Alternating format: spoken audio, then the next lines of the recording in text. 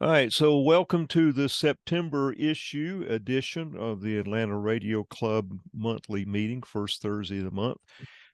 This is my first meeting having running a meeting in a long, long time, so I'm a little out of practice. We don't really have any pressing business, though I would ask the people on the meeting to hang on after the presentation.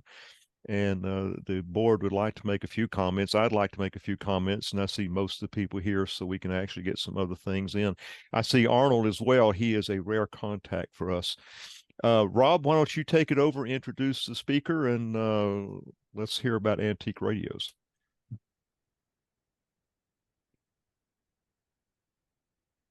Did we lose Rob?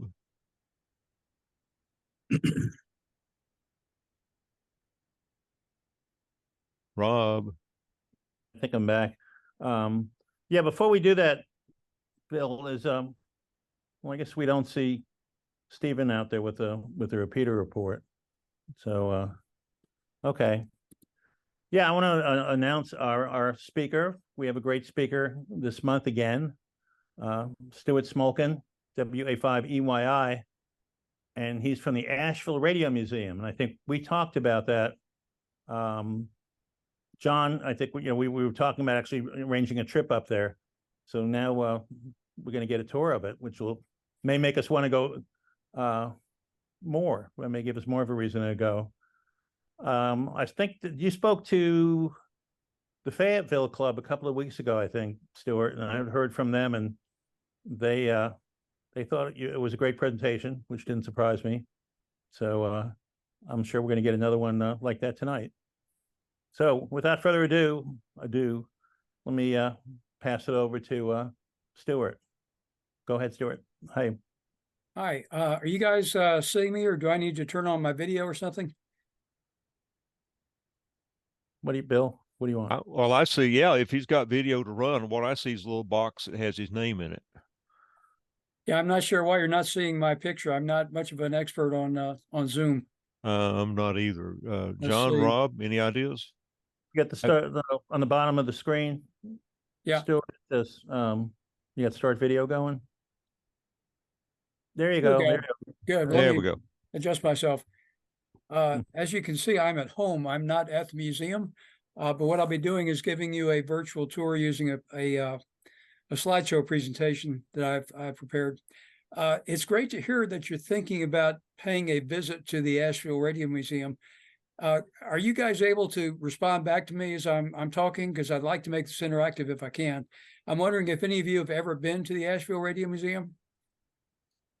I have not, and I feel kind of bad because I used to live in Asheville. Okay. Well, it is changed quite a bit since when you might have visited. I've been associated with the museum about 5 or 6 years or so. But believe it or not, this museum has been around in Asheville since the year 2001. So we're actually having our 22nd anniversary this year. Anyway, the museum has evolved quite a bit over the years, and I'll explain a little bit tonight about the museum and how it came into existence. And most of what I'll be doing is trying to show you some of the things that you can see if you're able to visit the museum in Asheville itself. And if not, I'll give you a couple of other ways that you can visit the museum virtually. So I'll just to set expectations, I'm going to show you the ham radio equipment that we have, but my focus tonight is not going to be on the ham radio side of the museum. There are a whole lot of other exhibits that I think you'll find interesting. I know the folks in Fayetteville did last week. So with that, I'll go ahead and launch the presentation. Let me ask you though, how long would you like me to run this? Do you have a particular time frame in mind? Because I'll fit myself to it. 45 minutes to an hour would be a good fit. Okay. It's up to you. Okay. When I did the presentation last week, it did run for an hour. But if you find it's running too long for your purposes, just give me the high sign and I'll wrap it up. But hopefully you'll find it interesting. And here we go. Also, I'll say, if you want to ask questions at any time, please do so. And you can just interrupt me even if I'm speaking. It's a lot easier actually giving these presentations if it's more of a two-way thing than just me talking to you guys for an hour. So anyway, let me see if I can bring up the presentation and we'll get started.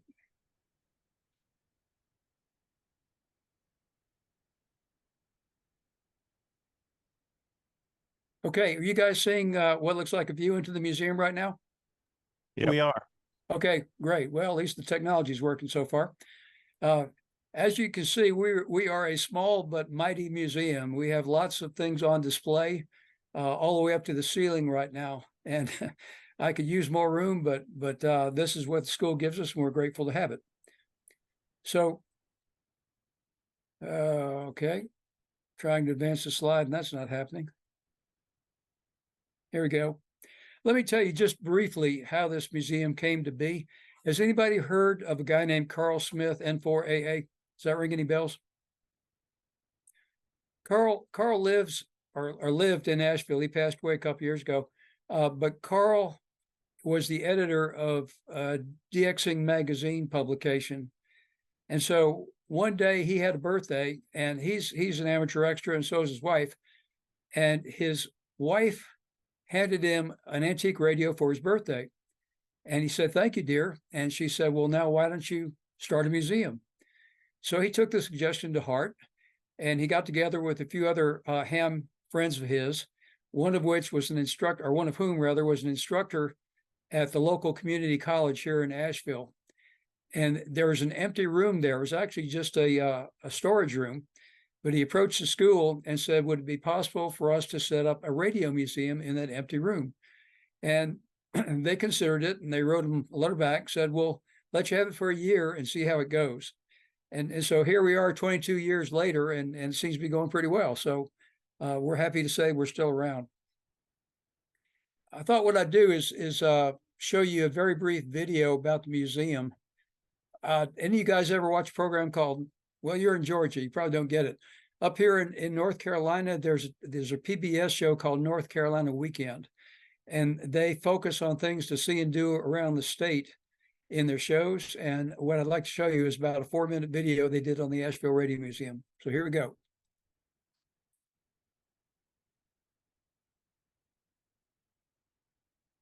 Radio wave is something we take for granted, and it's not the simplest concept to understand.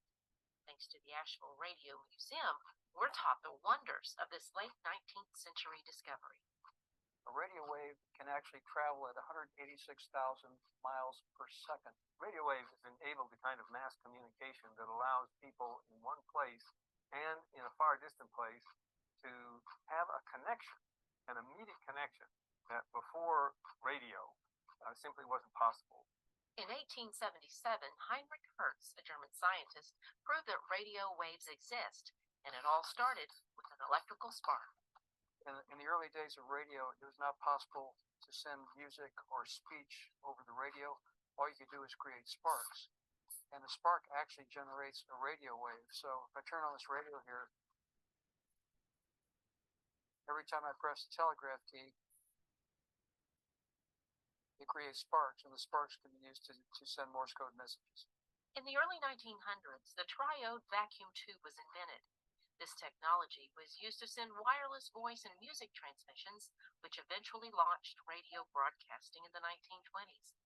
Radio suddenly brought people together, sometimes during tragic events. This is one of the worst catastrophes in the world. 400 or 500 feet into the sky, and it's a terrific crash, ladies and gentlemen. The smoke and the flames now, and the flames crashing to the ground. The Asheville Radio Museum is both a teaching organization and a repository for various artifacts from the history of radio. We started off with about 20 or 30 radios, and that snowballed. So there's one side that's devoted to the history of amateur radio. This is Whiskey 4, America, Foxtrot, Mike. And on the other side is the broadcast radio and development of radio and electronics. The museum is located in Asheville Buncombe Technical College, and in particular, we're in the department of sciences. I find that the majority of people learn more by putting their hands on it than they do all the theory on the board all day long.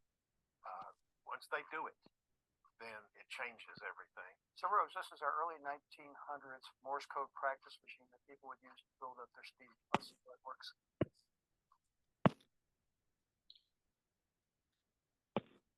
It's safe to say there's something for everyone at the Asheville Radio Museum.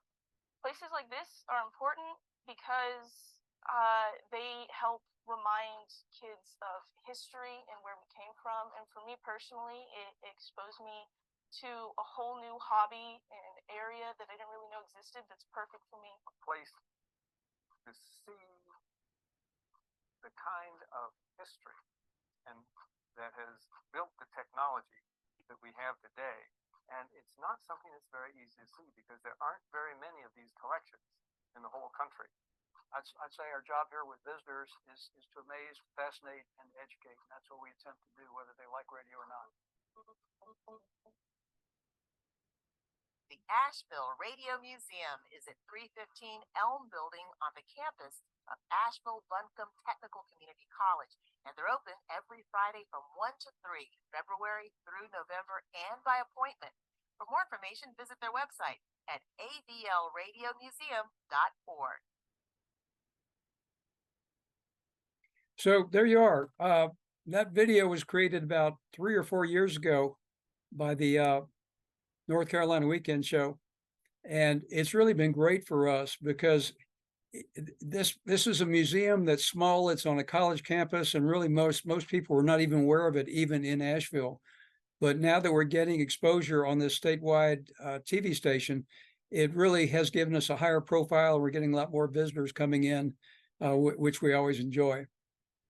There's another story out here. These are all on our website. I'm not going to play this for you, but this was done on National Public Radio a couple years ago. So the museum, we are a teaching museum. I think that's one of the things that sets us apart from other museums, which are just a place to look at radio equipment. We concentrate on these 4 areas. Farm radio is important, especially it was important up here in rural Western North Carolina, where there were lots of farmers back in the early 1900s, and of course farmers today. And then we have a broad array of radios used in the homes. And for people that are interested, we take them all the way through the technology, starting with crystal radios and regenerative and up through TRF and superhead and so forth. We have an entire wall, essentially, of amateur radio equipment. You'll see some pictures of that in a minute. And then we also focus on the technology. One of the exciting things for us is helping people to understand how important radio waves are and how unique and interesting they are compared to sound waves.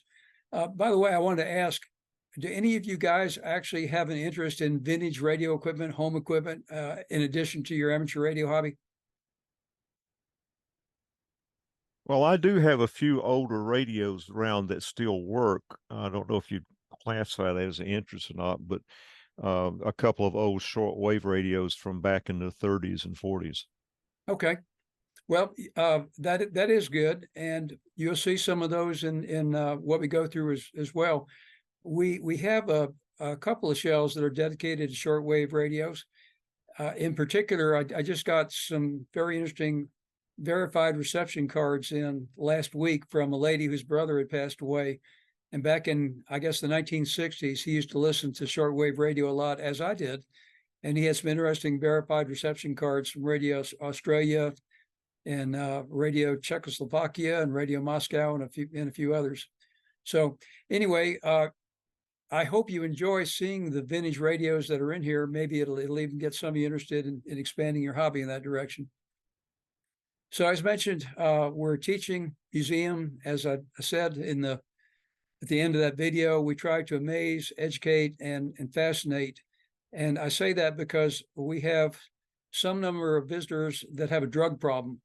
And what I mean is they were drugged to the museum by their spouse, and they're not particularly interested in radios themselves. But by the time they leave, they're very happy and excited they were there, and they think they had an interesting time. So hopefully you'll feel the same after we finish this presentation.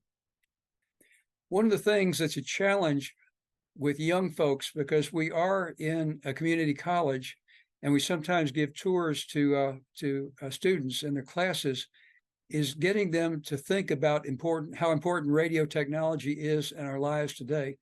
So sometimes when the classes come in, I give them this pop quiz that you see on your screen. And what I ask them is which of these modern conveniences do not depend on radio waves? So you can scan down the list. And of course, it's a bogus quiz because every single one of these things depends on radio waves.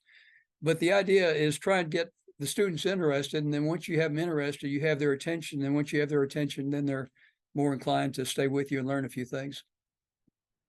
I will say this, we're very proud of the response we get from visitors to the museum. And it may seem strange to you guys, but most of the visitors that we get these days are not hams. In fact, it's somewhat surprising to me that we don't get more hams coming to the museum, and I can't explain why. But we get lots of visitors that just come to Asheville, and they usually do a query saying museums around me, and we'll get a lot of them showing up at the museum. And we have 50 reviews out there on the internet now. It's hard to get reviews because most people don't take the time to go online and do them. But all 50 of our reviews are 5-star reviews. And so I hope you take that as some encouragement that if you can come up, you'll enjoy your tour as well. So the museum is organized essentially into these 3 sections. We have an entire wall basically of amateur radio equipment, and you'll see some photos of that in a minute. What I enjoy a lot is the teaching section where we help people understand how these invisible radio waves were discovered and how the technology was developed. And then we've got a very interesting display, I think, of how home radios have developed over the years, from crystal to super hits. And it's always interesting to see the reaction of women that come into the museum, because the first thing that strikes them is the beauty of these old radios. And you've probably seen some yourselves, but when they made them in the mahogany cabinets and they made them in the walnut cabinets with the beautiful styling, it's something that people can appreciate even today. So the ham radio wall, I'm going to flip through this fairly quickly. I just want to give you a sense of what we have. You can see the early equipment there on the left that was home built. In the next section, these 2 are interesting rather.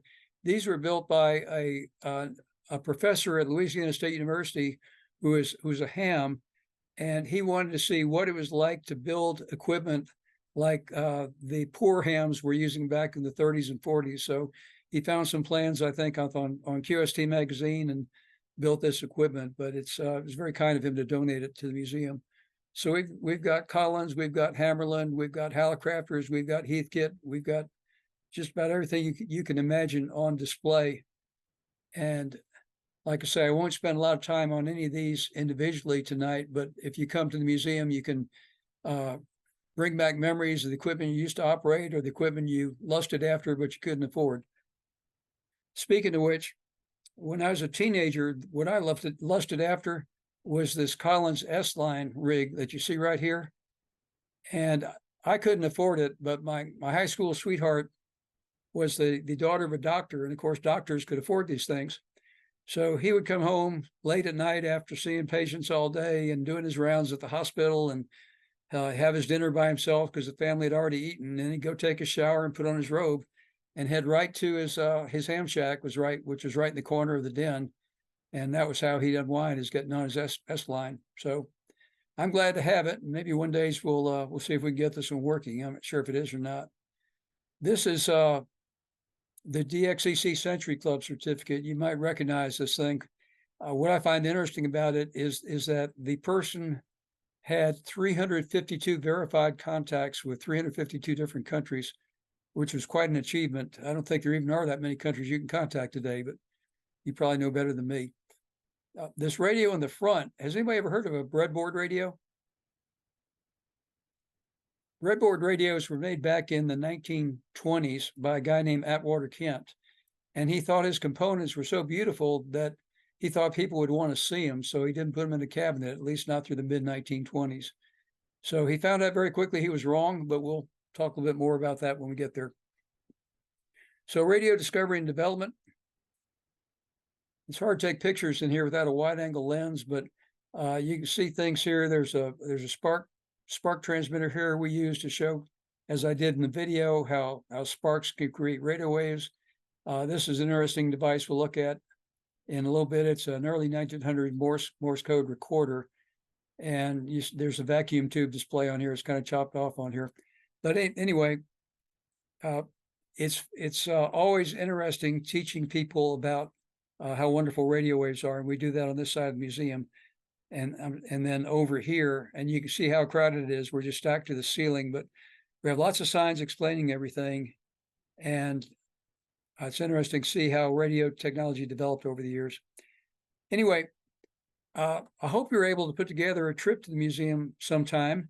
And if you do, then you can do it at a time that's convenient to you. In other words, we'd open up on a time that's not a regular opening time if you have a group coming up.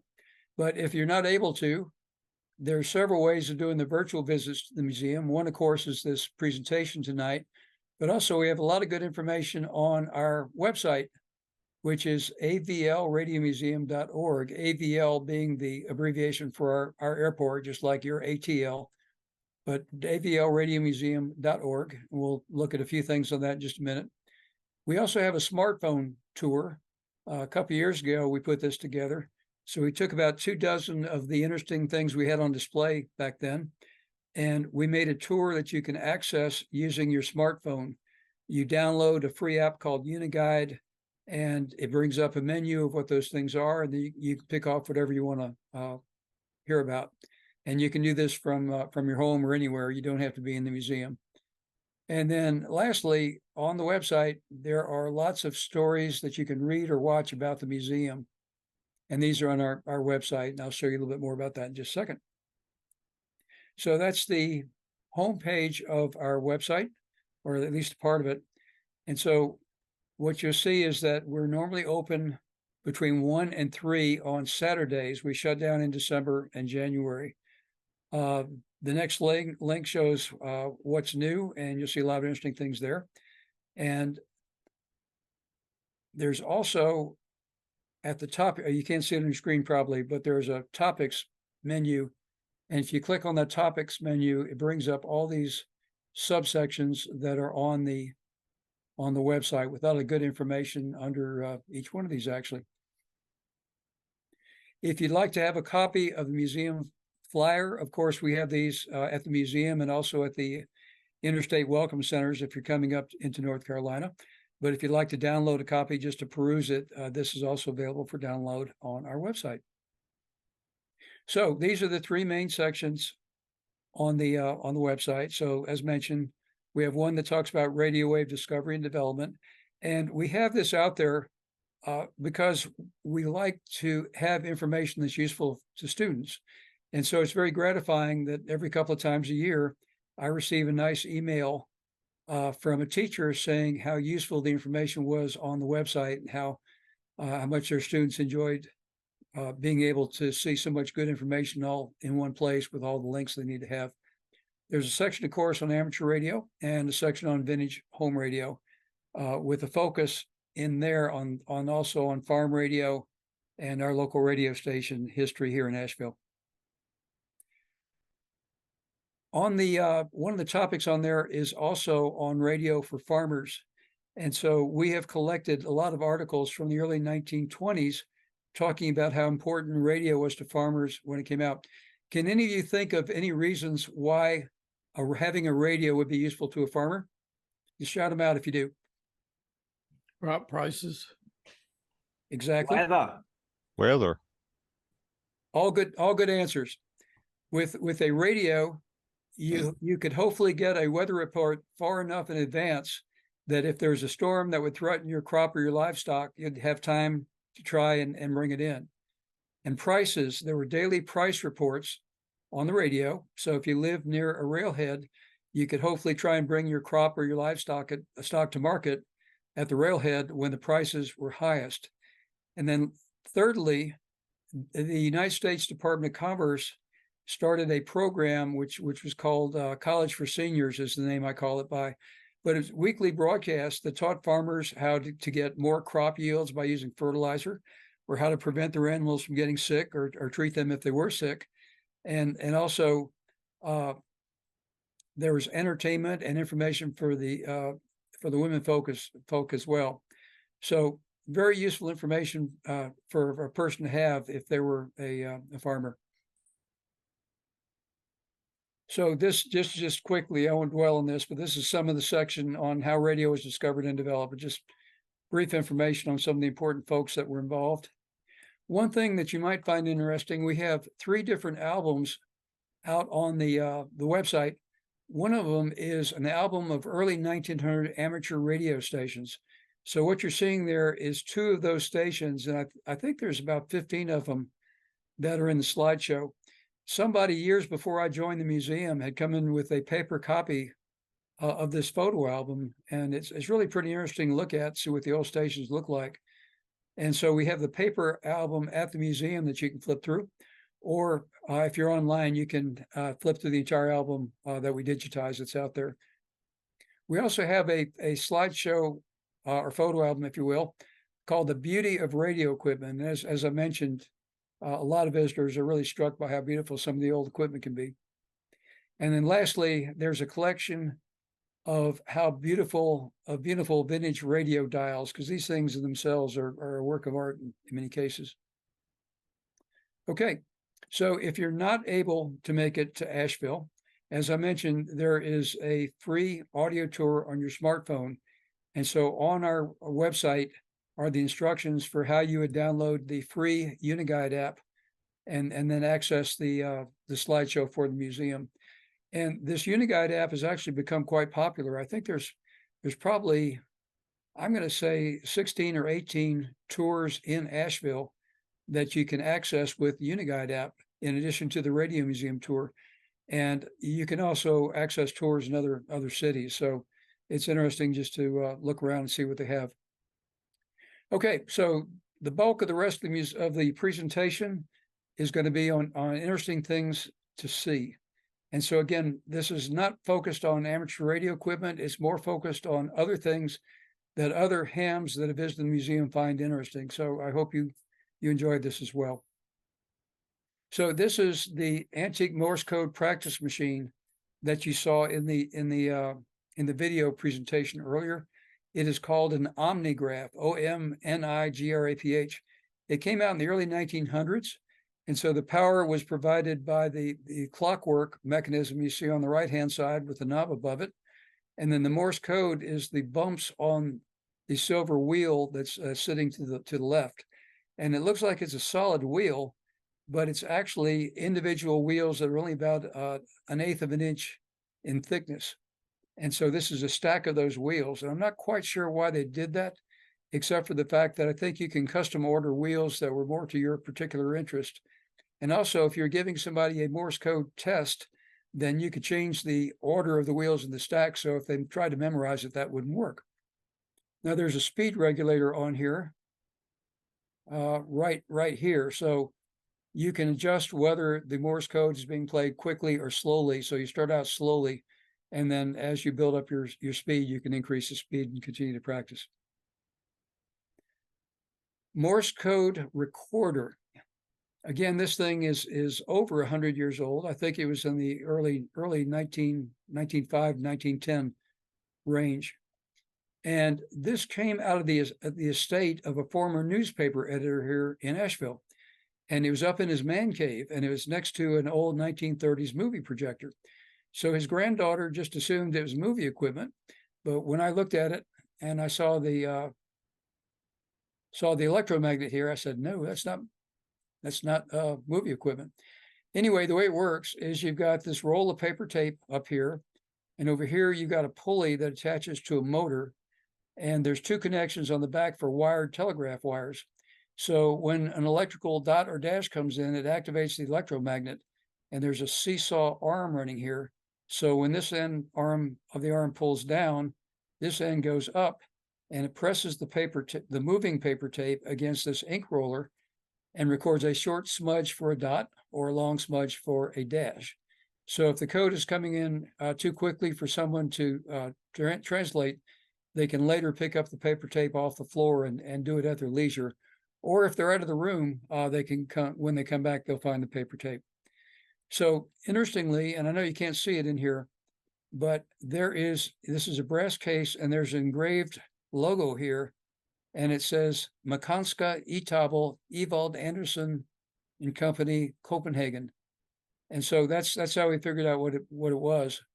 And this is actually on the internet, pictured in a book digitized, I think by Amazon, of early Danish scientific instruments. So great addition for the museum. Have any of you ever seen this type of recorder before? I haven't. They're pretty rare. I mean, I don't think I've ever seen one show up on eBay. So we were very fortunate to be able to get our hands on it. Now, it turns out in the 1920s, there was actually a company here in Asheville that briefly was making radios to sell. It was called the High Grade Wireless Instrument Company. And this is a radio that they made. There are only 2 of these that are still in existence. This one has been restored. It was donated by a gent up here in North Carolina whose name is Robert Lozier. Robert is one of the experts who belongs to the Antique Wireless Association. I don't think there's anything that he cannot do. But anyway, we are very grateful for his donation of this radio to have it on display. It is the better of the two that are known to exist. Being the curator, I always hope that somebody's going to call me one day about an old radio they found in the attic here in Asheville, but so far it hadn't happened. Not this one anyway. 1949 television set. Some of you may be old enough as I am to remember looking at a TV set this size. But anyway, this is one of the things that visitors find so fascinating, because everybody these days is used to looking at the big screen TVs. And so when they see this little 7-inch diagonal screen and see how fuzzy and lacking contrast it is, they have a hard time believing the whole family would gather around this and watch it. But we explained that's how things got started. Now, one thing you may have noticed on TV sets, and I don't know if you can see it in this illustration, but there's a channel 2, but there's not a channel 1. So does anybody know what happened to channel 1? Wasn't it used up by either 6-meter radio or radar? Well, you're close. I think when it was originally assigned, it was assigned, I believe, to television when television came out, and then the FCC decided it had to do a reorganization of frequency assignments. And one of the things that needed frequencies was mobile radio. So they took away those frequencies for channel 1 TV and gave it to mobile. So the TV manufacturers decided it was easier just to eliminate channel 1 and leave everything else the same than try and renumber everything, starting with 1 again. So anyway, that's the story. Has anyone ever heard of a Zenith Stratosphere radio? That's what you're seeing in the picture here. My grandfather had one in his barn that belonged to his father, so it was my great grandfather's, and this is what he had. Of course, it had been sitting in a barn for 40 years when we found it. Were you able to do anything with it? Not really. The speaker had completely rotted out of it. The metal chassis was rusted to the point. I mean, it wasn't sitting directly in the rain, but it had been sitting basically outside for 40 or 50 years. And my little brother and I found it, and honestly, I sat down and cried when I saw the condition it was in. I believe it. This is when I told people that it actually ran with a battery, but somebody had put a power supply. I'm using my mouse cursor, but you can't see it. It had put a power supply in the bottom and tried to wire it up, and they missed it. And so they took a metal spoon and bent it, hooked the 2 pieces of wire together. Oh, boy. And the spoon was still hanging there. Well, I'm laughing, but I'm crying at the same time. It was a beautiful radio. Well, for those of you who are not familiar, Zenith decided to get into the high-end radio business in the middle 1930s. And so they decided they were going to build the most attractive cabinet and put the most advanced radio electronics inside. And they did. And it was called the Zenith Stratosphere. It first came out in 1935, and the one you're looking at was made in 1936. So in those days, in the middle 1930s, you could buy a car for anywhere from around $500 to $600, depending on the model. So imagine a radio that was priced at $750 more than the price of a car. So there were not that many people who could afford these things. And this was when the country was coming out of the Depression. And so there were people that had a lot of money that didn't have it anymore. So Zenith only succeeded in selling 300 of these radios. So to put that in perspective, in the 1920s, Atwater Kent was selling 1 million radios a year, and Philco over its lifetime sold 8 million radios. So we're only talking about 300 radios like this that were ever made. And there's only 50 of them that are known to exist. There's a couple of collectors that maintain a database. And so there's only 2 of these radios in United States museums. And we are so incredibly fortunate that we have this one. It has got its original coating on the or finish rather on the cabinet. The cabinet is made with 7 different veneers. There's 3 wonderful speakers inside. If you were to hear this thing, you would swear you were listening to a modern FM radio, even though it's an AM radio. It's got 25 vacuum tubes in there, 8 of them just in the amplifier section for the audio. So great radio. My only complaint was that when you have a tube go out, now you got to go through 25 tubes trying to figure out which one it is, but that's a price I'm willing to pay. So you have a working one in Asheville? That you're looking at it. If you were to come up here, I'd play it for you. Okay, I will. If I can share the quick story, as I say, I'm the curator, and I get the calls, and so you never know what people are going to offer you, and more often than not, it's just something mundane or in bad condition or whatever. But I get a call one day, and the man says, "My father passed away, and my father was an avid radio collector, and we would like to honor our father by putting his radios in a museum. Are you interested?" So I called a guy named Ron Beaver, who's president of our group and has been a ham for, I guess, 40 or 50 years, and said, "Ron, you ever heard of a Stratosphere? This guy wants to give us one." He says, "Drop everything you're doing and go get that radio." So the radio was 300 miles away on the coast of South Carolina. And when I called the guy saying, "Yes, we're interested," he told me, well, he'd heard from another vintage radio museum in Virginia that had offered to come down and pick it up. So long story short, I had to compete against that other museum to get this radio. And thankfully, we had all the right answers to what was important to this family, and we were able to get it.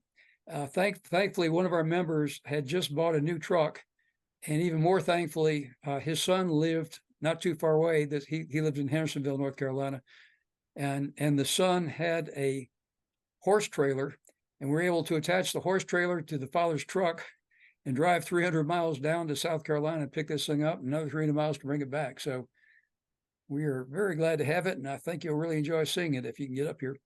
I had no idea. We found this thing in 1985 when my brother, I was in college at the time. And I really had no idea until this moment how rare it was. To us, it looked like it was the case, the wood had all sort of peeled off and the veneer was broken in it. And to us, it was just old junky radio. Now I'm sitting here and honest to God, I'm a little sick. Yes. Because we just left it in the barn. I understand. I understand completely. It's one of those things that you wish you got to do over. Yeah. Because people have gotten them in very rough condition and brought them back. Thankfully, the chassis on these things was in beautiful condition. All the chrome is in good shape, and the cabinet veneer, we didn't have to do a thing to it. Biggest thing we're wrestling with right now is that the electrolytics have been replaced, but none of the wax paper capacitors have been. And so we're trying to decide, do we want to go all the way and take out those wax capacitors and melt them down, have the cases, then restuff them with modern capacitors? Or do we just want to go with modern capacitors? Different people have different views on it. We haven't decided yet, but we'll be thinking about it over the winter. Okay. Anybody ever heard of E.H. Scott? This is another radio we're proud to have in the museum. E.H. Scott was a guy that went into the high-end radio business before Zenith did. In fact, I think Zenith went in to compete with him. And so E.H. Scott was the first guy that actually produced a radio with the all chrome chassis and all chrome covers on the tubes and on the coil shields. So he built this radio to order. You had to place an order, and then he would build the radio for you. And again, so there are only a couple of hundred of these things sold, and we were glad to have this one. He sold these normally in beautiful cabinets. He had a whole catalog of cabinets you could choose from. And I think some of them you actually could lift off the top of the cabinet to show how beautiful the electronics are. In our case, we don't have room for another console in the museum, so we just wanted to put the guts on display. Walton, any of you guys ever heard the TV show The Waltons? Come on now. Yeah, I used to watch it regularly. All right. Yeah, I think a lot of us did. So last year was the 50th anniversary of the start of the Waltons TV show. And there's a big photo in the Hendersonville newspaper to promote the anniversary of the show. And it had a picture of the entire family of the Waltons, including Father Walton. And in his arms, he's holding this radio, this model radio rather. So this became known as the Walton radio. And this is another one that's highly collectible. Some of the nice things about it, first of all, it sounds great for a 1935 radio. Not as good as the Stratosphere, but a lot better than some others. But this dial is very interesting. Has anybody ever heard of what's called a shutter dial? I had not either, but this radio has a shutter dial.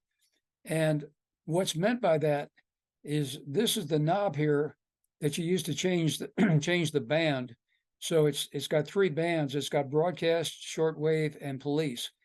And so when you turn this knob, mechanically it changes the dial and brings up a dial just for the frequencies of the band you're now listening to. And so if you were to see this in action, I'm sorry I don't have a video of it, but it looks like the shutter on an old mechanical camera. So they call it a shutter dial radio. Zenith patented it. I don't think there's any other companies that have it. I think the original radio for that is in a Walton's museum. I think it's somewhere in North Carolina, if I'm not mistaken. I'll be darned. Well, I'll have to see that sometime. Have you fellas ever heard of a tuning aid called a Magic Eye? Yes, that was Magnavox used that amongst others.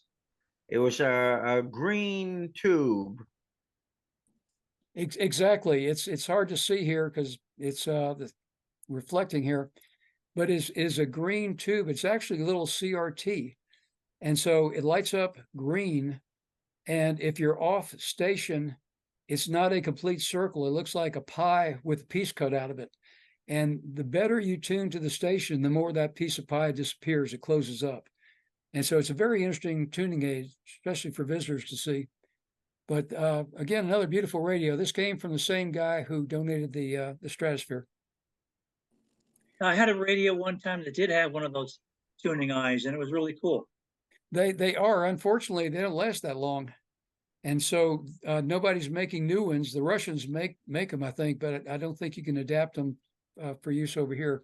So when you can find them, they're scarce, and when you find them, they're generally pretty expensive.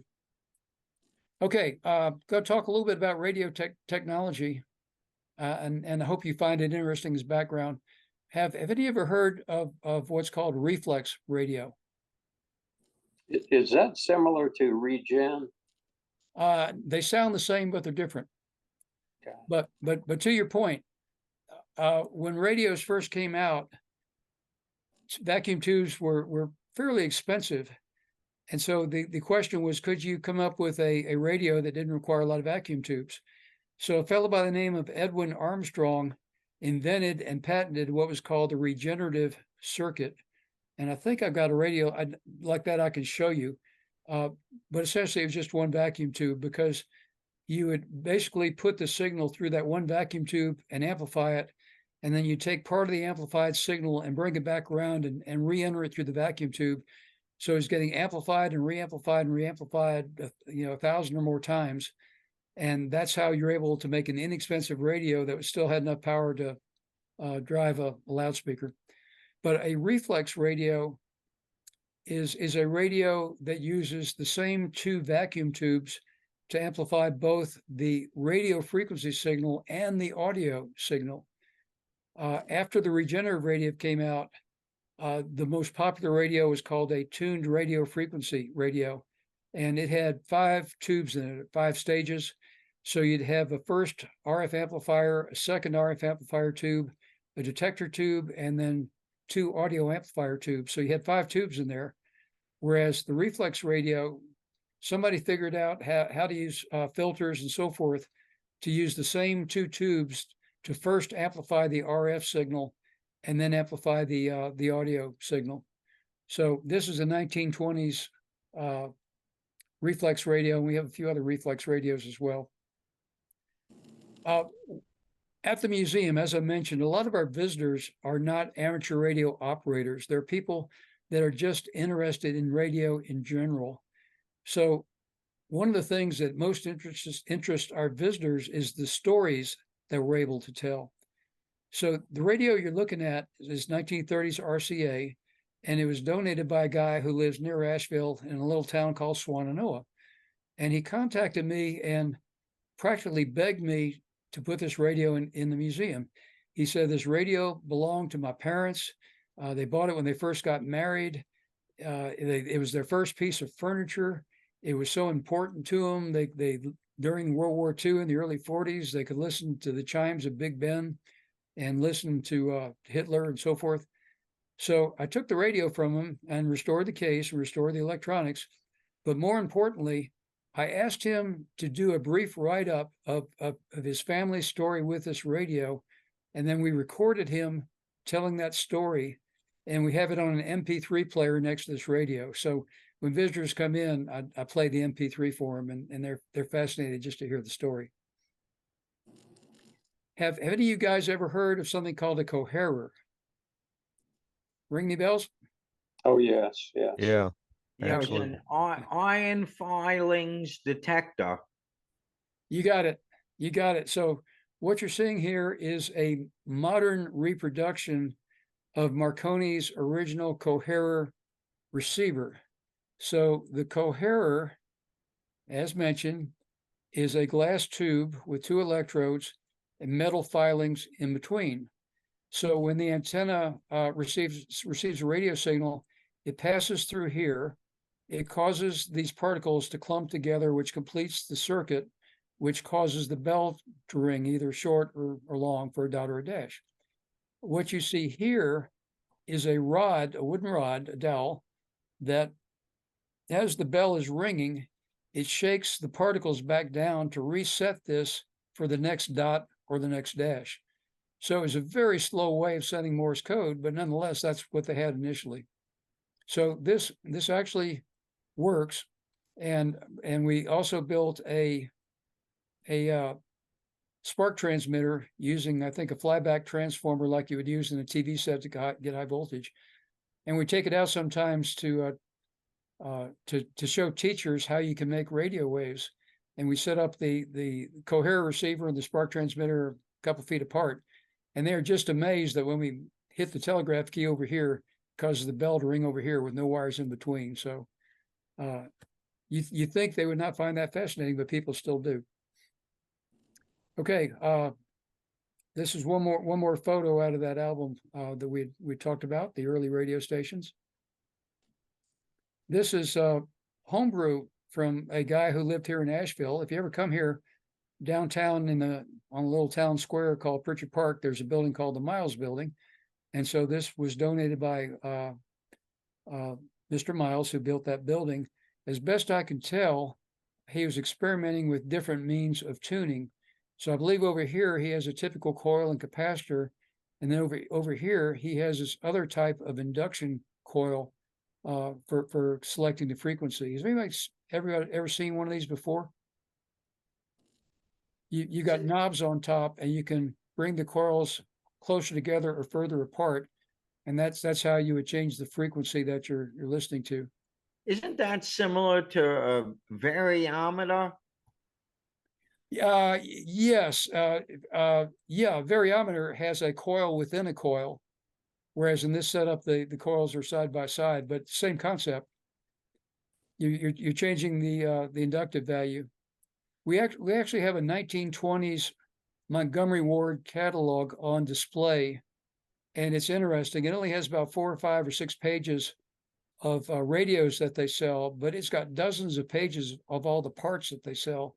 So this part, I believe, was manufactured by, if I recall, Lee DeForest, and it's actually shown in that early 1920s Montgomery Ward catalog. Anybody ever hear of Atwater Kent? He's pretty well known. No takers? Yeah, I have. Okay. Dave, do you know how he got his start? No. Okay. There's we've got an interesting biography book on Atwater Kent in the museum. His father, when he was young, his father had a machine shop, and he gave his son Atwater a little room in the back to putter around. And so Atwater used to make little electric dust fans and so forth and sell them. And he made enough money to buy himself a car. And cars back then had 1-cylinder, 2-cylinder, 3-cylinder, 4-cylinder engines, but they all had the same problem. They didn't have a good hot spark with the correct timing depending on the speed of the engine. So Atwater Kent invented and patented the type of ignition system that all of us guys remember from the 40s and 50s and 60s and 70s, with the rotor and the cap and advanced retard and so forth. Atwater Kent invented that, and he patented it. So you can see the patent dates on this thing. I think this is the ignition coil. This is from 1904 to 1912. So he made a whole lot of money selling these things to Ford and other car manufacturers. And then in the early 1920s, when radio broadcasting became popular, he decided to go into the radio business just as a moneymaker. So I think the first year he made 1,800 radios. And by the end of the 1920s, he was selling more than 1 million radios a year. I believe he had somewhere between 12 and 15,000 people working for him making radios. Okay, I don't know if you've seen it, but there is a YouTube video, I believe, that focuses on Atwater Kent, and begins with the machine shop and the auto ignition. If you'll look for it, you can find it. I saw it recently and viewed. I appreciate you telling me about that. I have not seen it. I'd like to look for it, and I'll put a link to it on our website as well. Okay, I realize I'm maybe running long, so I may go through these a little bit more quickly. Early police radio. This is what a police radio looked like back in the 1930s. So you can see the flanges for mounting it in the trunk of the car. It's hard to imagine police when they had to use the wall boxes or whatever and didn't have good two-way communications from their car. But this is how things started. Anybody ever see one of these? It's called the Philco Mystery Remote. It came out in 1939, and it was the first wireless remote control for home use. Philco made console radios, and they had a separate little receiver in them. And this is actually a battery-operated transmitter that you could carry around. So you could change the station, you could raise and lower the volume by dialing this thing, which I find interesting. Telephones have been out since around 1875 or thereabouts. And so by 1939, most people were familiar with how you dial a phone. And so apparently the Philco engineers decided that they would just make their user interface similar to a telephone. Anybody recognize this thing? World War II life raft radio. 500 kilohertz rescue radio. Yes, exactly. So if you were a B-17 crew member and you were shot down and you got into your life raft, you would hope to find this thing. It would have a metal tube with it, and in the tube would be a 50-foot length of wire, an empty balloon, and a cylinder of helium. So you blow up the balloon and you attach the wire to the balloon into the back of the radio, and you've got an antenna. You would sit in your life raft. The reason for the shape on the sides is that you'd be holding this thing between your thighs, and you'd be turning the crank on the top to power it and sending out an emergency signal and hoping that you got picked up before the bad guys found you. So this radio during World War II could save your life. This one here could get you killed if you were caught listening to the wrong station. And actually, the early Gibson girls used sodium chloride and aluminum to generate hydrogen gas for the lift. But that was, much more dangerous than helium. I didn't know that. Thank you.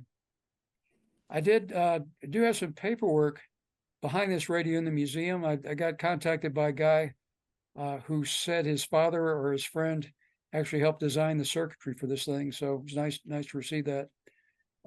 Anybody recognize this one? World War II Nazi propaganda radio. Joseph Goebbels, the propaganda minister for Hitler, ordered that an inexpensive radio be designed and built so even poor people could have a radio in their house to hear his propaganda programs and Hitler's speeches. And it came with a, it came with a tag on the front. You'll see the tag at the museum if you come. The tag is in German. It was attached to one of the front dials. And it says Denke daran, which means think about this. And it goes on to say that listening to a foreign broadcast station is considered a crime against Germany. And it's a Hitler order that you don't. And if you're caught doing it, you could be put to hard labor in prison, and later in the war you could be put to death if they caught you. So the German authorities put out the word that they had a sniffer where they could drive around in your neighborhood and determine if you were listening to a radio, and if so, they could tell what radio station you could listen to and whether it was German or whether it was the BBC or Voice of America. So do you think that is true, or were they just trying to scare people? I think they're trying to scare people. Well, you can monitor the local oscillator if it's not very well shielded. That's exactly right. And so the answer is yes and no. If you had a super heterodyne radio, then theoretically they could do it if the local oscillator were not shielded.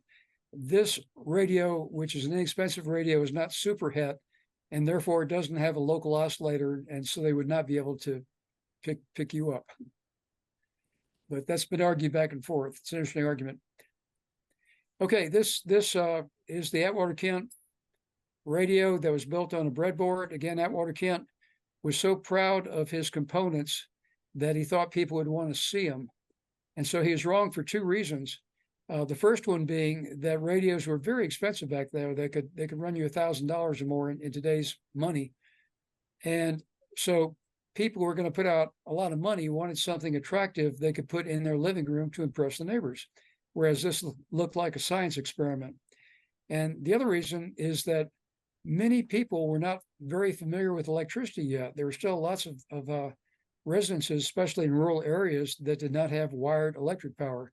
And so people were afraid of getting electrocuted with all these exposed contacts. So this radio was made in 1924, and it was the last radio that Atwater made without a cabinet. In 1925, they had cabinets on. Sidebar question. I think he was right. I think it's beautiful. Yeah, it is. Well, I restored that, so I appreciate your kind words. It did not look like that when it came in. When it came in, it had been sitting down in the basement for about 40 years, and there's some rust on it, but it was basically restorable. So the dials, if anybody's interested, the dials were refinished using a product from Granger Supply called a paint stick. It's like a lacquer crayon. So the first thing you do is pop out all the old paint, and then you run over this thing with the lacquer crayon and paint the whole thing white. Then you rub it off, and the paint just remains in the embossed areas. The cases, or the metal cases on the variable capacitors, were refinished with a texture because the original Atwater Kents had a texture to their paint. It's difficult or impossible to duplicate the exact texture, but this is as close as I could come. And you do it with a paint that comes from an automobile parts store. It's called Very High Temperature Paint, and they sell a version that produces a crinkle pattern. The refinishing the brass, these brass sockets are held onto the Bakelite bases with very brittle, very tiny tabs, and if you attempt to bend them to take the brass socket off, you're going to break the tab or break it when you try and put it back on. So I had to invent a way of polishing the sockets in place because they were very badly corroded. And I'll spare you the story of how I did that. But if anybody ever needs to know, you can contact me. Sidebar question, because it sounds like some of you guys know the answer. Why do these vacuum tubes have a mirror finish?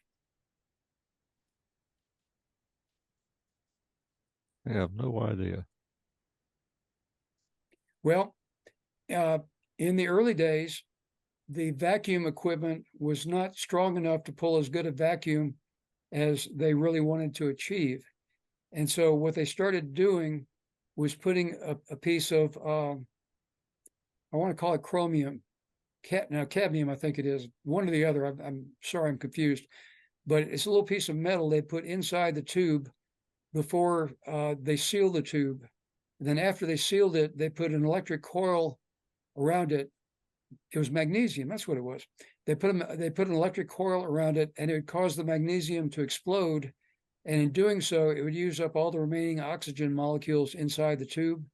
And then the exploded magnesium would coat the inside of the tube with the mirror finish. Huh. And so the magnesium was called the getter, Getter, because it was getting rid of all or most of the remaining oxygen molecules inside the tube. I've got a theory if you would entertain it. I will. A mirror finish on the vacuum tubes might improve the efficiency by reflecting electrons back into the cathode. Makes sense to me. The research I've done on it, I've never seen anybody postulate that or say that was the reason, but it certainly seems plausible. Has anybody ever heard of station KDKA? Yes. Of course. Mhm. I think most of us have. That was the first commercial broadcasting station that started in 1920, actually. And it came about because there was an amateur radio operator, an engineer working for Westinghouse. And after World War I, Westinghouse received a contract to try and improve military radio equipment. So the engineer working on that would take his radio transmitter to his shack in his garage on the weekends, and to have something to do, he had broadcast music. And so people stumbled upon his broadcast, and he began to get contacts from people saying, would you please play more music? So he goes to work, and one of the businessmen managers walks into his office, and he explains what's going on.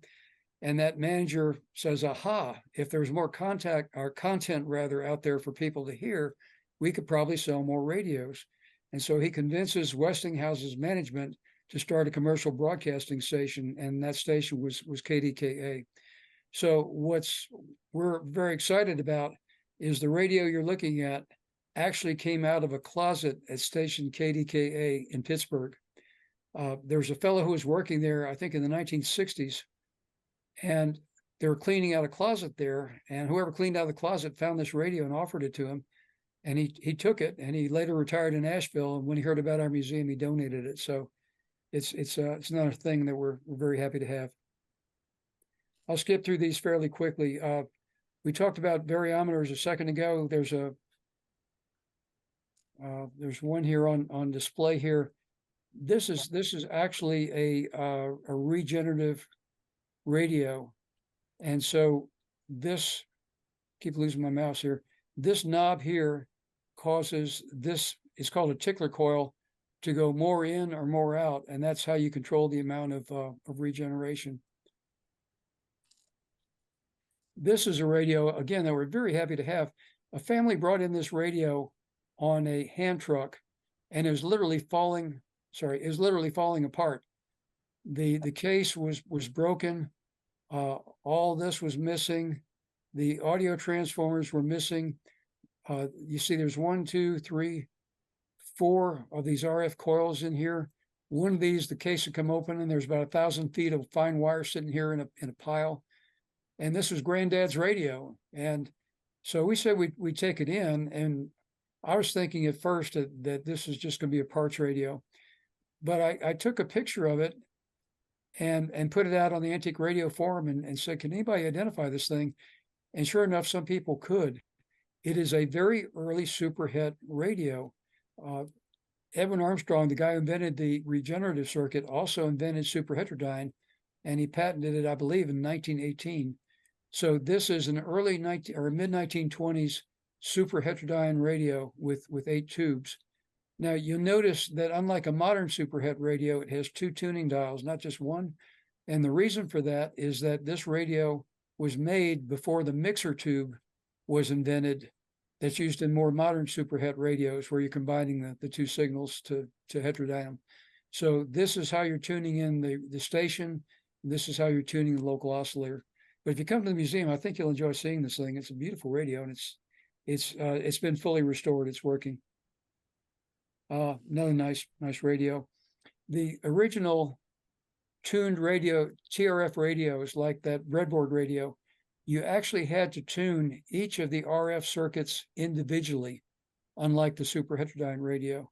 So you'd have three tuning knobs on them, and you had to go back and forth trying to tune in a station. So this is a later version. People complained about having to do that. So this company, Dayfan, came up with the idea of having a main tuning dial here with slave belts going to this variable capacitor and this variable capacitor. So as you're tuning this, you're actually tuning all 3 of the variable capacitors. But also with this control and this control, these are little veneer controls where you could fine tune these 2 capacitors after they were mostly tuned. We have scanners, we have citizens band. This is an interesting little radio from the early 1950s. Have you seen this is a miniature vacuum tube, and these are called sub-miniature vacuum tubes. Have you guys ever seen these things? Yes. Yeah. Do you know how they came to be invented? In World War II, the Allies wanted to invent a proximity detector that was small enough to fit in the head of an artillery shell, so they could shoot an artillery shell towards a German buzz bomb, and if it got close enough, the prox detector would set off the explosion from the artillery shell and hopefully destroy the buzz bomb while it's still in the air. So the miniature tubes that we're familiar with were too big to do that. So the sub-miniature tubes were invented and served that purpose. And then in the early 1950s, they were also used in this radio as well as hearing aids. Did that proximity idea actually work? It's a great question. I think it did, but I haven't really researched it that fully. And you would think just launching the shell, the G forces would be enough to break everything in there. I hear your point. I don't know, but I'll try and see what I can find out later. Okay, and actually that was another reason the tubes had to be miniaturized, because it reduced, the momentum of the elements. And I recently found an article on that. And if you'll give Rob your email address, I'll try to locate that link and send it to you. I would really appreciate that, Arnold. And Rob has my email address already, so I look forward to receiving that. If you happen to stumble upon that YouTube link on Atwater Kent, you can include that as well. Okay. Okay, so I'm originally from New Orleans. Any of you know the word lagniappe? Lagniappe in New Orleans means a little bit extra. So if you come to the Radio Museum, this is the lagniappe. It's a little bit extra. This is a 1946 Rockola jukebox that we have recently restored, and it's in full playing condition. We have it out in the lobby of the 3rd floor where we're located, so students and faculty can enjoy it. It was actually donated by the family that donated this radio.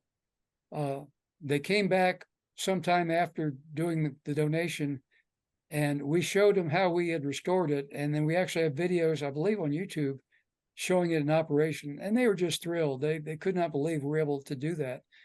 And so the son-in-law who was there pulled me aside. And he says, Grandma has this 1946 jukebox that she's been hauling around the country for decades. And if you play your cards right, maybe you can get it. So we played our cards right and we got it. So this has been a labor of love, restoring this. I actually restored in my personal collection a 1946 Wurlitzer 1015 jukebox, which is the one that's in the Smithsonian with the bubbles and lights and so forth, and had it for many years down in New Orleans. And Hurricane Katrina got it, just totally Oh destroyed it. no. But so I was glad to get my hands on another jukebox to restore. Okay, I'm running I'll give over, you so I'm an going to go really quickly through this. I'll give you an aside to the jukebox thing. I had a client about 20 years ago down in Fayetteville, Georgia, who was a dentist. Uh-huh. And in talking to him, I found out he had an interest in jukeboxes. He opened the door. We went down the steps into his basement, and he had probably 10 jukeboxes down there, which, as a dentist, he had the hands, I guess you would say, to restore. He had 10 working jukeboxes down there in his basement. I do not know what happened.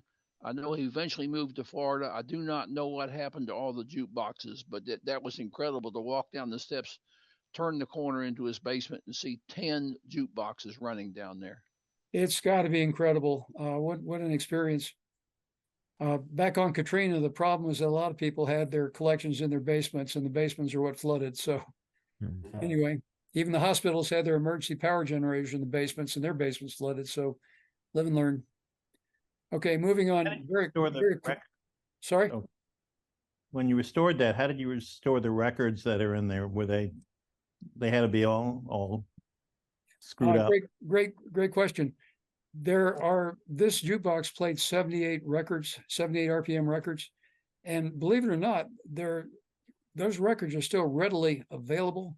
But in this jukebox, the people that own the jukebox that donated it had bought a set of reproduction 1940s 78 records. They were reproduced by a company called Victory Glass that is still in operation today. I used them back in 1985 when I did that Wurlitzer.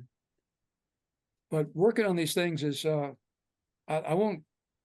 running over, so I don't want to take up too much more of your time, but the mechanisms inside are fascinating, for like the coin mechanism, where if you put a coin in, it does a test to see, did you put in a coin or did you put in an iron slug? Because there's a magnet in there that'll catch the iron slug.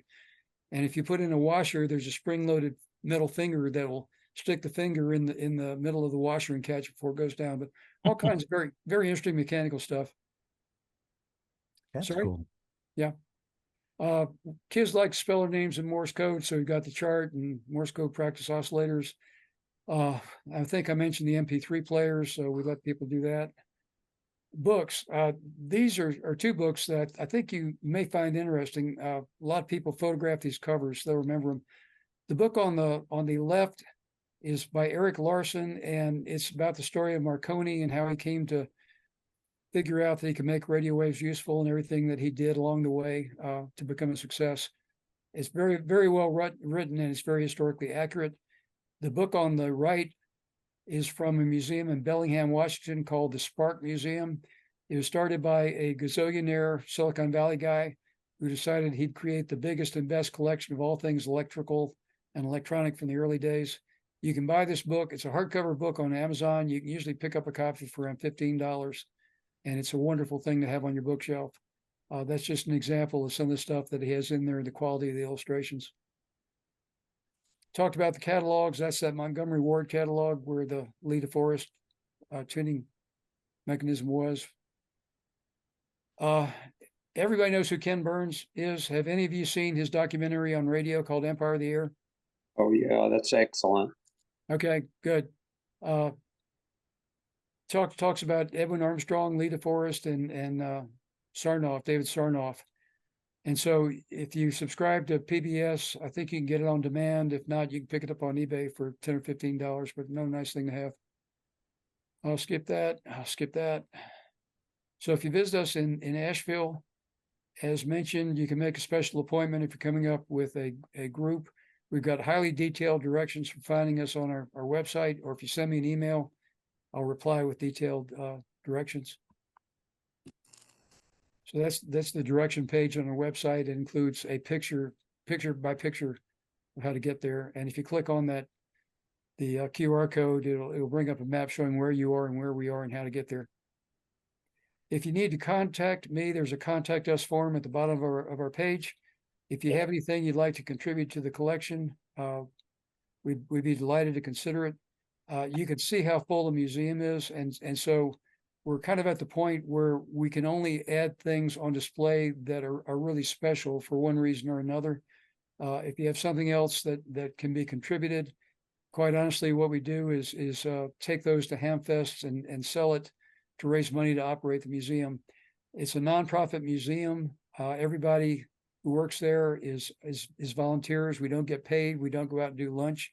All the money goes into the museum. So if you're comfortable donating for that reason, please do. If you're not, please don't. We'd still have you. We have your contact information. I'd like to see if I can put together maybe an outing for our club to go up there on a Saturday and just hit the museum. And if I could get 3 or 4 people to ride with me, maybe we can work something out. The closing, your operation is not through December, January. I assume that's because school is out, or you just want to take the holidays off? It's primarily because we just don't get that many out of town visitors during December and January. Okay. But like I say, if there are tourists in town or anybody else, and they contact me on this form and say, we're in town, we're not there on a Saturday, we see you're closed, 9 times out of 10, we open up the museum for people. All right. I just live 10 minutes away, so it's no big deal for me. I'd like to see if I can stir up maybe 2 or 3 people to go up there, and maybe we can take 2 carloads. We might be able to fill your museum up one Saturday. Okay. I'm closing out because I know we're out of time. The last thing I wanted to mention, and the timing I know is awful. It's probably won't help you at all. But this Saturday is when we have our annual vintage radio flea market. So this is the 3rd year we're doing it. We stopped during COVID, but it's really starting to build a lot of interest from people that are within close enough driving distance. So probably not good for you this year, but maybe something to keep in mind for next year. Certainly would be.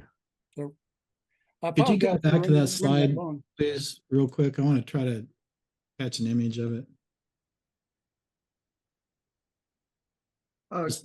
Question: Are there any like Holy Grail radios? Awesome, thank you. That you would really like to get a hold of for the museum? You know, that's probably a better question for Ron Beaver. Ron is like I say, he's the guy who's been a ham for decades. I was a ham back in my younger days. I'm not that active right now, but I can certainly ask Ron that question and send that information to Rob. The one thing that I don't have that I would like to have one of these days is a rotary spark, because we've got the spark generator, but we don't have a rotary spark. We have lots of vibroplexes and other such things, but not a rotary spark. Have you heard of there's a local ham. He's not in our club. He's in another club. He's in the North Fulton Amateur Radio League.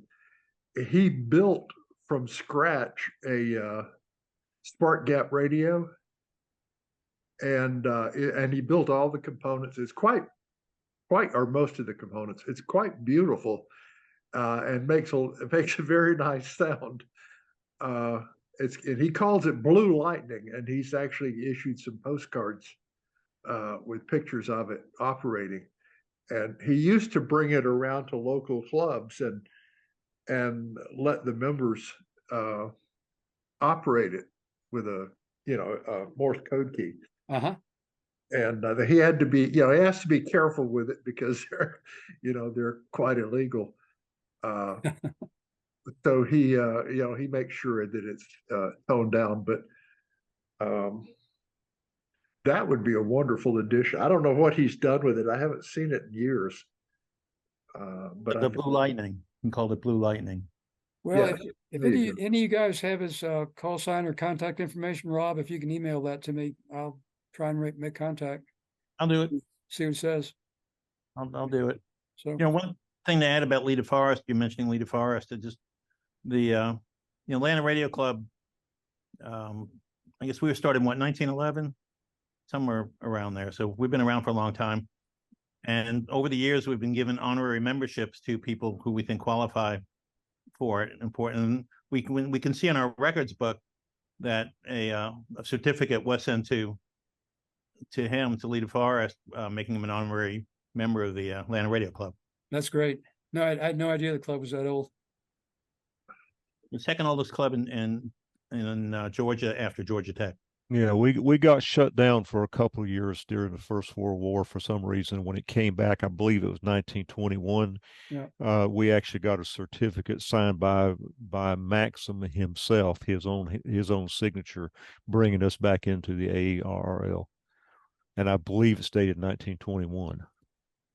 As I understand it, during World War I, all amateur radio communication was shut down. Yes, it was. Yeah.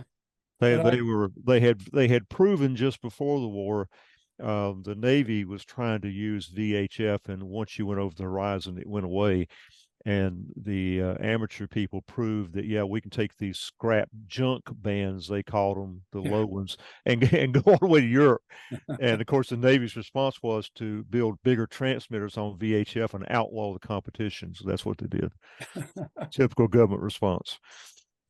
Yeah, well, I understand there's a very strong amateur radio response at the beginning of World War I, that they were woefully short of people who knew how to operate radio equipment. So they put out the calls of the amateur radio operators and had a couple of thousand of them sign up.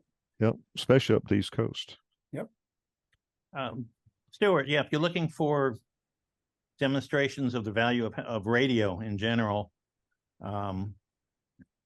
there's one going on now where the stock traders are trying to get frequencies assigned from the ham band, well, next to the ham bands, where they can broadcast their stock trades into New York from Chicago, wherever they are, because they said that radio waves go at the speed of light, but the data going through fiber only goes at 70% of the speed of light. So they want to beat it with the radio waves, and then they're trying to. The big thing with the FCC, ARRL is fighting it because they want to broadcast 20 kilowatts next to our bands. That is very interesting. I do remember reading probably years ago about going to fiber was considered such a great advantage at the time. At the time, because milliseconds made all the difference between making money and losing money. So I can understand they're still trying to push the envelope. Yeah, we've got in the Atlanta area, they put fiber in everywhere. I was in the heavy part of the telecom industry back then, and the rumor was that we had up to 40 times the capacity that Atlanta needed for future growth. I mean, they were shoving 3 bundles as thick as your arm in everywhere they could downtown. And then, after 9/11, everything kind of ground to a stop. And we go down and get a fiber line into our facility, and they give us 3 more just for the hell of it. Just because you use it or lose it, it's not being used. So we were actually, the usage we were putting into them, which was just a minuscule amount of what it could handle, was mainly so if there was a break somewhere, we would report the outage. That's what they were doing. They had so much in the ground, we couldn't use it, but they had to have something in there so they knew if it broke. Well, speaking of things breaking, I'm curious as to whether any of you guys have ever seen that show. It's on cable TV. I forget whether it's the History Channel or Discovery, one of them. But it was an hour-long show on the laying of the first transatlantic cable, undersea cable. Has anybody seen that? I've seen documentaries about that, but I don't know. Yeah, I have too. It was in Wired magazine about 10 years ago. They were talking about the problems they had with it. Well, what puzzles me, they were talking about how this first one was constructed. And if I remember right, you had a number of cables of wires inside that were wrapped around each other to carry the signal. Then around that, you had a layer of insulation. I think they used gutta percha or something like it. And then around that, I think you had heavier duty wire around the outside, and then maybe some sort of insulation around that. But what I'm wondering is how they would splice that. because according to this story, the first time they tried to lay the cable, they had all the cable on one boat, and they got out in the middle of the Atlantic, and the equipment snagged or jammed or whatever, and it broke the cable, and they were not able to recover it. So they had to make a second cable, and this time they made it in two halves. So one half was on a ship that launched from North America, and the other half was on a ship that launched from England, and they had to meet out in the middle of the Atlantic and then splice the cable together. And I'm just having a hard time. Say again? The golden splice. That's what they could call it. Yeah. I do remember one of the issues was once they finally got it laid, it went from what, somewhere in New York over to, we'll say somewhere just outside of London. The stations are still there, we can see it. But one of the issues that they had was when they started getting faster and faster, sending traffic through it, they hit a limit because the wires would interact and induce currents in each other. And by the time it got to the other end, it was a muddied mess.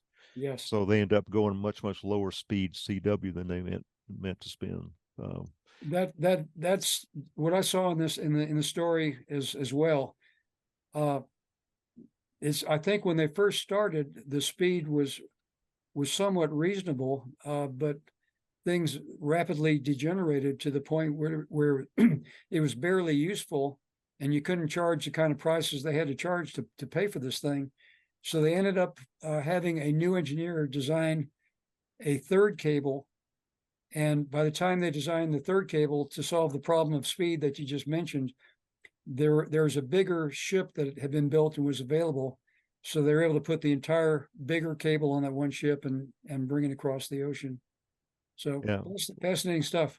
Wired magazine had a thing in there. It's been some time ago. They talked about the trials and tribulations of doing that, and they finally got it to work and realized, well, this is not the panacea we thought it was going to be. And then other things came in, and by the time they really solved the technical issues around it, they had radio that was reliable. And the second thing they mentioned in the article was that Marconi sat there. I think he was in Nova Scotia, and he was listening to Ireland. I think is the way it worked. And they've proved now with the knowledge that we have with solar cycles and whatnot that he could not possibly have heard Ireland. It was a marketing gimmick. So yeah, exactly. Exactly. Well, if you say something loud enough and say it often enough, it becomes truth. Well, it's a political strategy today as well. But the other story about Marconi and saying it loud and proud was he claimed he had invented the circuitry that allowed you to tune a transmitter to a particular frequency.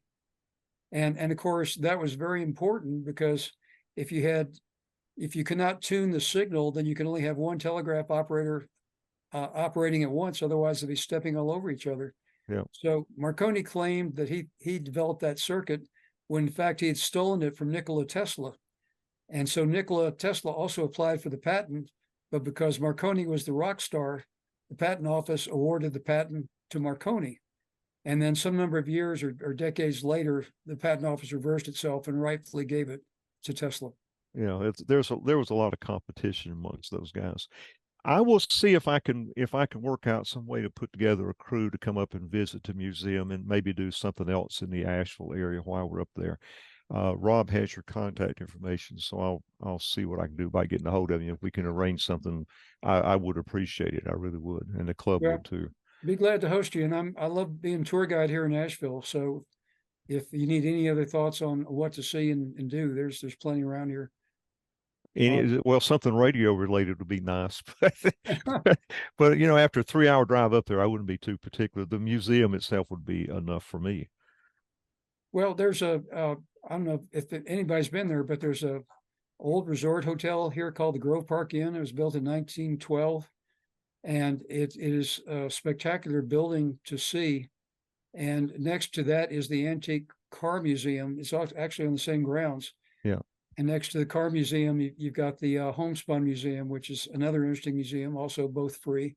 And I used to live about a mile from Grove Park, and my girlfriend and I would actually get up on Sunday morning and walk out there and have brunch. And yep. And of course, they've built a lot onto it since then. They were building the new addition, and I think the car museum has come along since then. But we used to go to the cafeteria. One of the things, guys, if you've never been to the Grove Park, it's the only really good hotel in the whole area. And every celebrity that comes through to do anything in the area stays at the Grove Park. So every room has a plaque on the outside to tell you which famous people stayed in that room. I always thought that was pretty neat. George Gobel's got like 2 rooms up there. Well, listen, if you can afford it, there's a new hotel that just opened here in the middle of town. And I checked their room rates, and during the leaf peeping season, you can stay there for $700 a night. Is that the Indigo right there next to the Civic Center? No, it's not the Indigo. It's called, I think it's called the Restoration Hotel, because it was this butt ugly building that was right in the middle of downtown Asheville. And somebody bought it and totally redid the whole thing. It is absolutely gorgeous. I haven't been through downtown Asheville probably in 2 or 3 years. I usually go around when I'm there, but it was always one of my favorite. Of course, now they've gone down to Pack Square and they've turned that into a traffic circle and built 2 big buildings right there on what used to be I mean, downtown is so congested at this point. I just avoid it when I come through there. I hate to say that, but I do. Well, I live, it's about 7 minutes down the mountain for me. I live above the Grove Park Inn, so that's a short drive. And you're on up on Bowcatcher Mountain back in there. Yep. Yeah, it's a beautiful place. It Nice is. drive too, if you get up there when the leaves are gone. All right, we got some club business to touch on too, so I appreciate the presentation, and we would applaud, but I don't think that carries well on Zoom. So, No. But we do appreciate the presentation. It was a good one, and I know my part is I would like to grab a couple guys and run up there and see the museum at your convenience. Well, that's fine, and I'll just say you've been one of the best clubs I've presented to, because it's you feel really lonely when you're just up here talking and nobody's saying anything back to you. So I really appreciate all the interaction. Thanks, guys. We were trying hard not to walk on you. Thanks for the presentation. All right. Okay, Thanks, Stuart. All right. Good night. Good night. Stuart. Oh, is he gone yet? We can talk about him now. Yeah. All right. We'll make this real quick. I don't want to drag it out. In Zoom meetings, we can sit here till midnight, but I think 2 hours is probably enough. Representing the executive board, the new guys that were elected in August, I don't think any of us actually knew. We've all been around, so everybody knows us.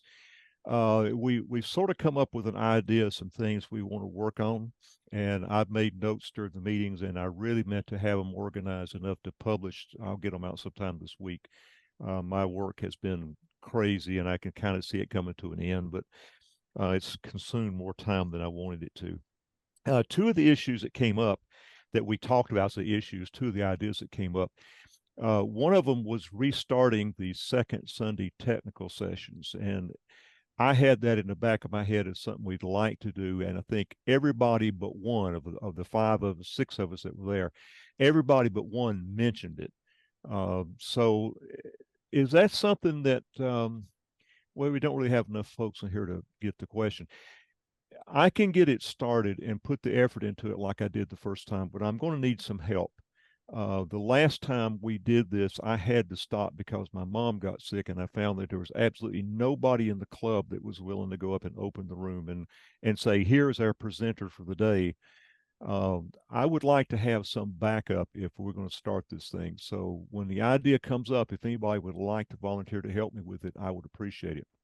Hey, Bill, can you just explain what the Sunday sessions are? Yeah, the second Sunday technical session, it was an idea that Jim Farmer, who was the president way back when I was, I think, secretary or something, wanted some educational thing, and we came up with the idea that if you want to go sit in a meeting like we just did and watch a presentation, you can watch a presentation. My idea was to have something more hands-on, where the technical session is we are going to do something. We're going to build a kit. We're going to build an antenna. It would be maybe a very short presentation on what we're going to do, and then we start constructing. Some of the other clubs have stepped up since they've stopped and sort of taken that over or filled in some of those spots. I know there's technical nets and things on 2 meters, but I don't think anybody's actually doing what we were, which is every month build something. Kits, fox hunts. ARRL did a real good presentation once on the fox hunt receiver, And his start out was about 30 minutes explaining how the circuit worked, and we started building them. And it was a lot of fun. We had a good response to it. But when the idea comes out, I would like for at least one person to be my backup, so that if something happens job related or health related, it won't just fall in the dirt like it did last time. So that's one thing. John had restarted the idea of doing something on the second Sunday of the month, which has turned into park outings, which, by the way, we've got coming up this Sunday. We might want to move that, John, to, if you want to continue doing it, move it to maybe the first Sunday or the third Sunday and kind of get away from the second. That's something we can talk about later. What was the other idea that came up? Do you remember, Ed? Is Ed still here? Yeah. Yeah. What was the idea you had that I thought was so good? I wasn't going to bring it up, but you did. Was it build antennas and sell them to make money for the club? That was one of them. Yeah, that's again, that would be something I'd be willing to tackle that, but we need some people willing to step up and kind of help with things Let me like that. get my notes from that meeting. No, that's good enough. We'll actually publish the thing and get more comments, because if you look at the group here, there's only like 2 or 3 people on this meeting that were not at the table the night we were talking. So when your audience is this small, everybody kind of remembers. In any event, that's the only thing. Ed, how are we doing on the bank accounts and so forth? You and Aid were working on that. Well, we're kind of on hold right now. We need to all meet at the bank. Okay. I think, Aid, correct me if I'm wrong, there's a little over 12,000 in the banks, in the accounts. Aid's muted.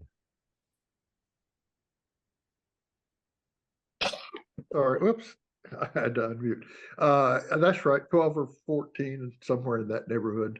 No, what I do need to do, and I'll try and get it done this weekend, I need to log into all those accounts and make sure I have access to them and I can see the balance. Yep. And print out a statement if I can do that. Aid is a good custodian and he's a good club member and he's been around for a while. So, it's not like we're desperately trying to wrestle the accounts away from him, but we need to follow the bylaws. And you two just decide when it's convenient, when you can do it. I can make my schedule fit whatever time you want to do it. Okay. Well, Aid, can we talk this weekend sometime and maybe next week if everybody's available, maybe towards the end of next week? That's fine with me. That would be, but anytime I'm available. Okay, John, you okay with that? Could we make it work? He's giving us a big thumbs up. He's not talking tonight, so okay. So we had an adventure this weekend on the mountain in Tennessee, and I think John probably had talked more than he's talked in years up there.